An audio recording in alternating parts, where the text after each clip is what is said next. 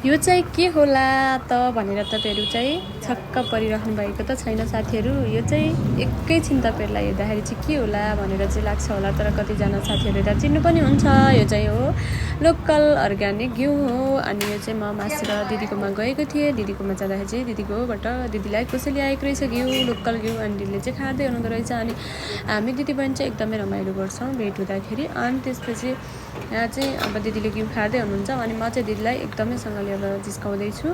अब हाम्रो चाहिँ भिडियो कस्तो हुन्छ तपाईँहरूले लाइक कमेन्ट गरिदिनु होला साथीहरू। भिडियो फुल वाच गर्नु।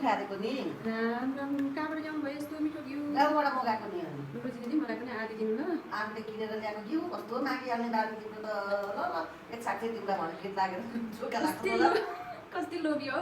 अनिखेर के हुन्छ त बारेर खाँदाखेरि यसो 6 छिमेकीमा एकदम पो त बारेर जहिले तिमी त तागसी त्यसै भन्छौ जहिले त्यस भन्नु हुँदैन ल, मिलेर खानुपर्छ, खानुपर्छ मिलेर खानु न। त्यतिकै लोभी दिदी नाम राखेको होइन है गाइजहरू। त्यस्तो लोभी दिदी भनिदिनु भएको भन्नुहुँदैन अस्तिको भिडियोमा देख्नु भयो नि कति लोभी हुनुहुन्छ। अब किनेर ल्याएको छैन हौ छैन लोभी उसकामा चाहिँ कहिले त तर मलाई खुवाउँदिन गाइज हो कति लोभी छ उही चाहिँ। अनिखेर त्यसपछि भन्नुहुन्थ्यो नि लोभी नामै लोभी दिदी राखिदिनु भएको भनेर।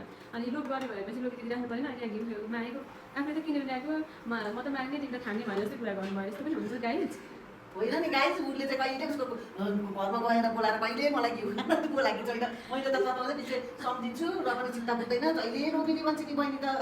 मेरोमा त कहाँबाट घिउ आउँछ मा खुवाउनु तपाईँलाई? अनि पारमा माइतीहरू ढुङ्गामा छ भने खुवाउनु पर्दैन। अनि बाटो कसले पठाइदिन्छ हो? बाटो घाटो पाहाडको ठाउँमा कति गाह्रो छ नि। लानु त लानु लगिहाल्नु बोटुकोमा हालिदिन्छु ल। होइन लानु नै लानु पऱ्यो पेट। मलाई लोबिनी भनेर धेरै बानी खोज्दै जाने अरे। अब के गर्नु लोबिनी भए माया लाग्थ्यो। ठेट्टा गरेर बोलेको बेला कहाँ लोबिनीछु म कति माया गर्छु। छैनौँ हामी लोभी छैनौँ प्यारीलाई।